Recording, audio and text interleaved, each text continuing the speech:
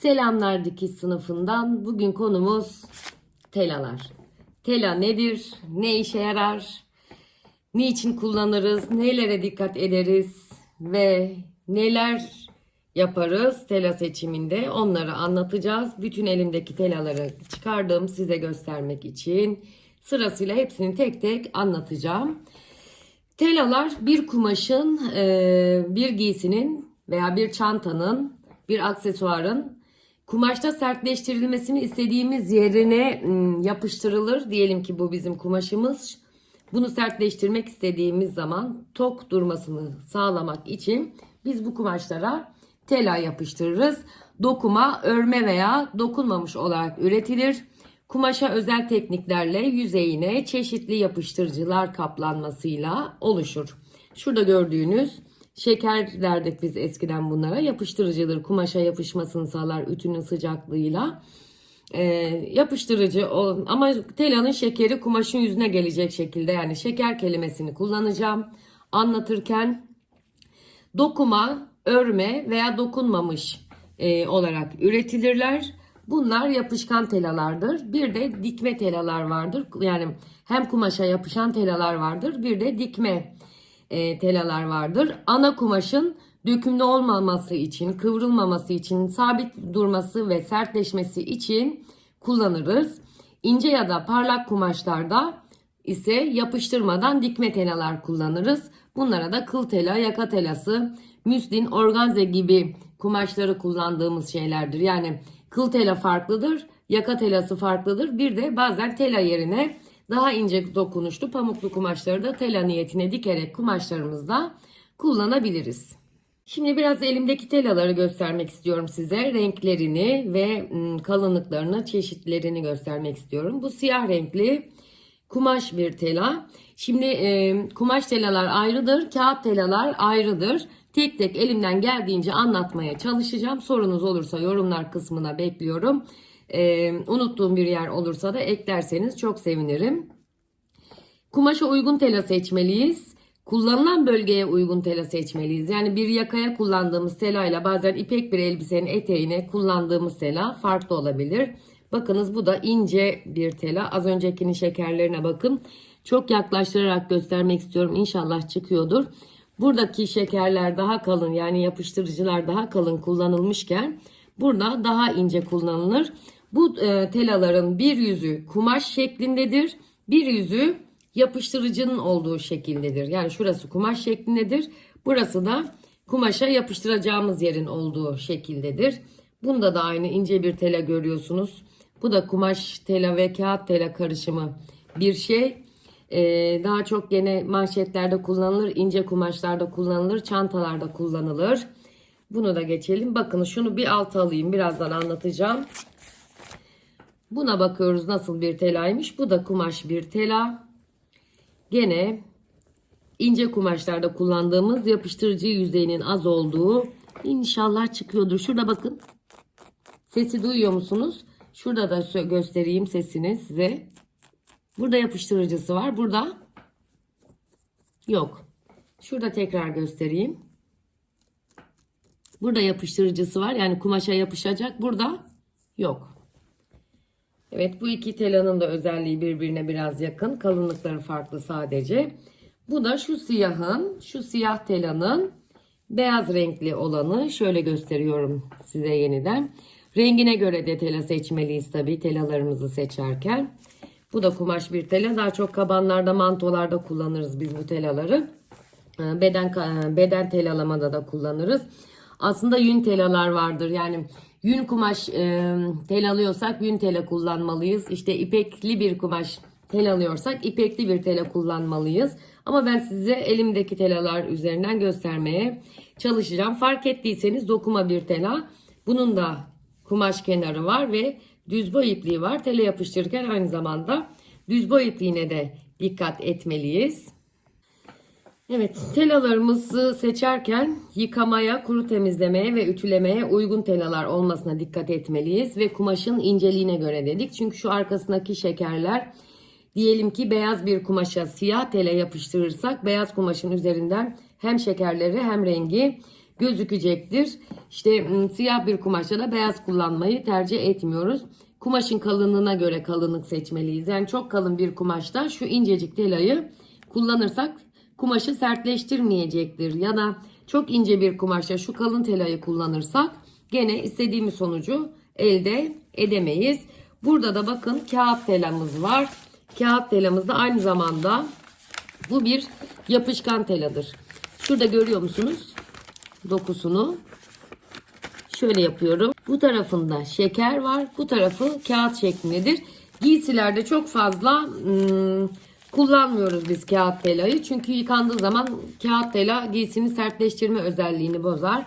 Bunları daha çok çantalarda, aksesuarlarda, cüzdanlarda, işte kemerlerde falan kullanabiliriz. Fazla yıkanmayan, fazla ütüye şuna buna ihtiyaç duymayan işlemlerde biz kağıt tela kullanırız. Yıllar önce benim öğrenciliğimde falan kağıt telaları biz giysilerde de kullanıyorduk bulamadığımız için ama sonuçlar çok kötü oluyordu. Bakın bu da yapışkan olmayan, iki tarafı da kumaş gibi olan telalardan biri. Bu dog telalar ikiye ayrılıyor. Buna dog tela deniyor. Bunun bir tanesi iki tarafı da kumaş şeklinde ama sertleştirici özelliği var. Dikilerek kullanılıyor.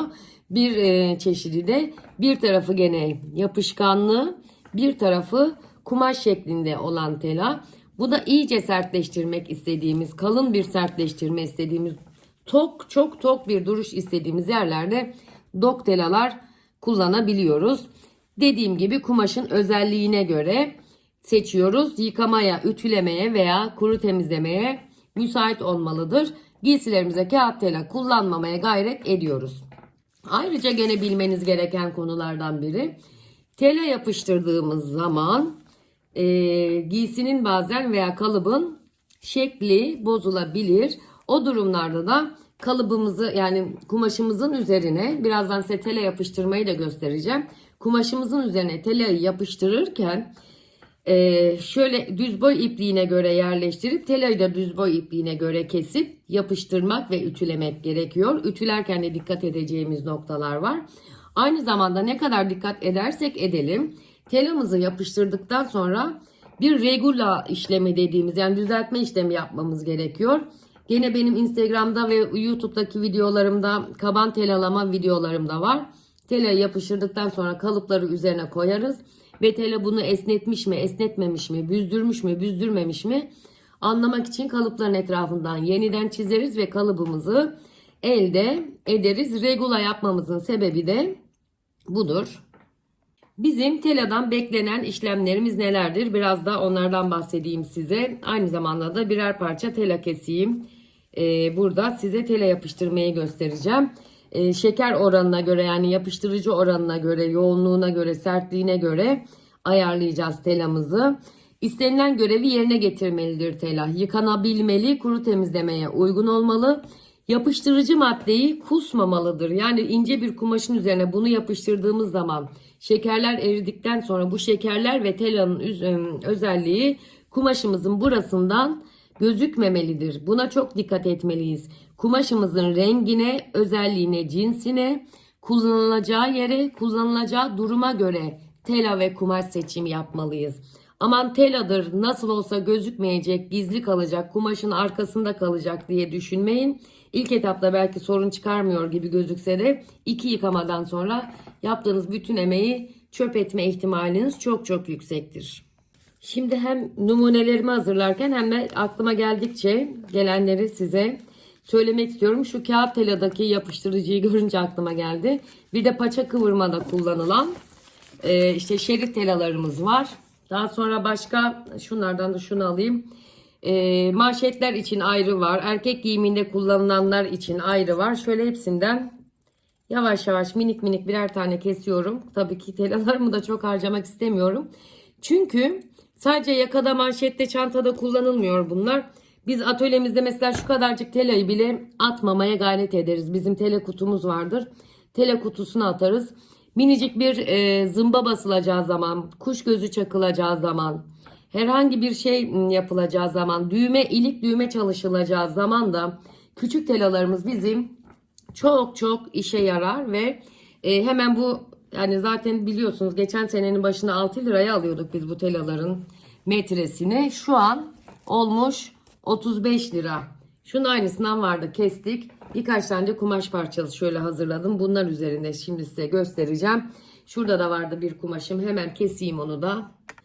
Telalar çok pahalandı hanımlar. Makasımın güzelliğini de görüyorsunuzdur inşallah. 10 inç bir makas, Taksun marka. Çok memnunum. Kağıt tela keserken de kumaş makası kullanmıyorsunuz.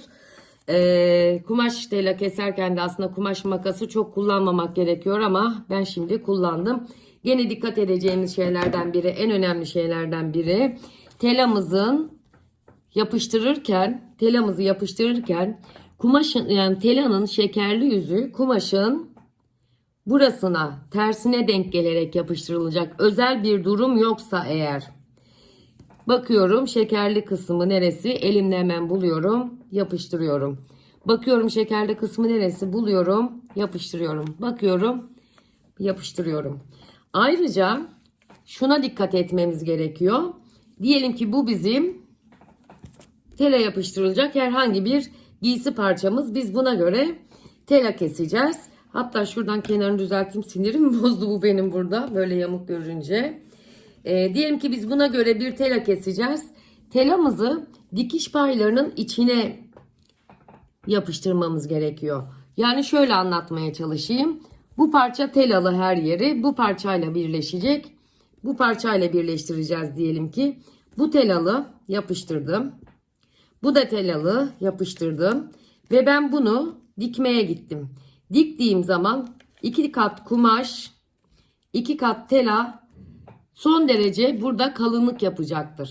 O yüzden biz dikiş paylarının içerisinden dikiş payına göre ne dikersek dikelim telamızı öyle yapıştıracağız. Yani tam kumaşın kenarına yapıştırmayacağız ki bunu böyle birbirine birleştirip diktiğimiz zaman ve dikişler ikiye açıldığı zaman burada telalarımız bize kalınlık yapmasın. İnşallah burası karışık gelmiyordur. Anlatacağım yeniden.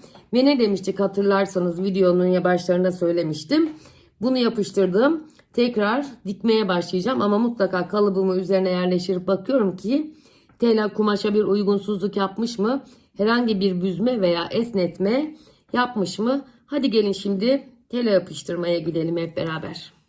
Evet, şimdi ütüm ısınırken son aklımda kalan şeyleri de söyleyeyim. Kıl telalardan bahsedemedim size. Kıl telalardan şöyle düz boy ipliğine göre koyayım. Bakın parça kumaşta deneme gösterirken bile düz boy ipliğinin derdine düşüyorum gördüğünüz gibi. Çünkü önemli şeylerdir bunlar. Şu şekilde koyacağız. Tela ütünün tersine yapışır. Kıl telalar gibi, bazı yün telalar gibi yapışkan olmayan telalarda da dikerek yapıştırma, yani birleştirme yapmamız gerekiyor kumaş özelliğine göre. İleri seviyede teknik bilgi gerektirir onlar da. Şimdi kumaşımı serdim. Şundan başlıyoruz. Şimdi ilk önce anlatmam gereken bir şey var. Ütümüzün buharı mutlaka kapalı olacak. Buharla tela yapışmaz. Çünkü buhar yapışan telayı geri çeker. Telamı kapattım. Ayrıca tela yapıştırırken ütümün ne çok sıcak olması gerekiyor ne de çok soğuk olması gerekiyor. Normal bir ısıda yavaş yavaş yapıştırmam gerekiyor. Şimdi şu siyah telayla başlayalım. Genelde en zor yapışan telamız bizim budur. Şöyle koyuyorum diyelim ki telamı. Gene çok fazla dikkat etmeniz gereken şeylerden biri parşömen kağıdı koymaktır. Kumaşın tersine telanın yapışkan kısmını getirdim koydum. Parşömen kağıdımı da üzerine koydum. Neden parşömen kağıdı koyuyorum? Telanın şekerleri bazen kumaşın, bakın yavaş yavaş yapıştıracağım, veya ütü masasının veya ütünün altına yapışabiliyor. İlk etapta bu hiçbir şey önemli değilmiş gibi gözükse de biraz ısısını arttırdım. Daha sonra benim kursiyerlerimin çok başına geliyor. Mesela ben kurslarımda defalarca uyarmama rağmen bazı hanımlar maalesef çok üşeniyorlar bu kağıdı koymayı. Bu telanın şekeri ütü masasının üzerine geliyor veya ütünün altına yapışıyor. Daha sonra beyaz bir şey veya farklı bir şey dikmek istediğimizde geliyor o kişinin giysinin tam göğsünün ortasına, kalçasının arkasına yapışıveriyor. Özellikle toplu kullanılan alanlarda Buna çok daha fazla dikkat etmek gerekiyor. Hem ütünün tabanını korumak için, hem kendi bir sonraki dikeceğimiz ürünleri korumak için, hem ütü masamızı korumak için. Çizer. Hiçbir işe yaramaz. Ütümüzü değiştirmek zorunda kalırız. Bakın yapıştırdım. Gördünüz mü? Burasından gözükmüyor. Şimdi beyaz bir kumaşa beyaz bir tela yapıştıracağım. İnce bir tela seçiyorum. Şu ince bir telaydı. Isısını biraz belki düşürmem gerekebilir. Koyuyorum ve ütüyü şöyle yapmıyorum. Gene aynı düz boy ipliğine falan dikkat ederek üzerine ütümü basarak, ütüleyerek değil, basa böyle basarak gidiyorum şöyle. Tamam mı hanımlar? Bakıyorum telam yapıştı mı? İnşallah unuttuğum ve atladığım bir şey yoktur. Bakın şurası yapışmamış mesela. Şu oluyor işte. Yapışmadığını fark etmiyoruz. Bu böyle geri kıvrılıyor. Bunu kağıtsız geri kıvrıldığı zaman ütüyü de üzerine basıyoruz. Bu ütünün teladaki şeker yapıştığı zaman leş gibi oluyor. Ve bakın benim ütümün altı tertemizdir. Çünkü tela yapıştırmıyorum yani. Sizin de sonra ütünüz ve bütün malzemelerinizi korumak zorundayız. Artık her şey gerçekten çok pahalı. Alınacak gibi değil. Bir de 10 sene kullanacaksam ütümü niye 2 sene kullanayım ki? Bu telayı da yapıştırdım. Gördüğünüz gibi. Şurada bir kağıt telam vardı. Gene penye kumaş üzerinde göstermek istiyorum size. Tek tek yapışma şekilleri ve süreleri farklı oluyor. Şu tela bakın. Şöyle koyuyorum. Ve şunun şimdi ne yaptığını göreceksiniz. Yapıştırıyorum. Isım gene yüksek şeyde. Ütümün hep arkası mı geliyor? Ters mi koymuşum? Ne yapmışım videoyu bilmiyorum şu an. Şöyle yapayım. Yapıştı mı diye bir kontrol ediyorum. Bu kağıt telayı şerit telalar gibi düşünün. Bakıyorum. Yapışmış.